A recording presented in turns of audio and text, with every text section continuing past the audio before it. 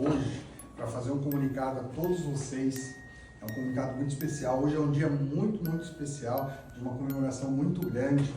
E eu queria a oportunidade justamente de passar isso para todos juntos, para não dizer que eu passei essa informação para um ou para outro. Em relação a eu e a Patrícia, queria que vocês soubessem.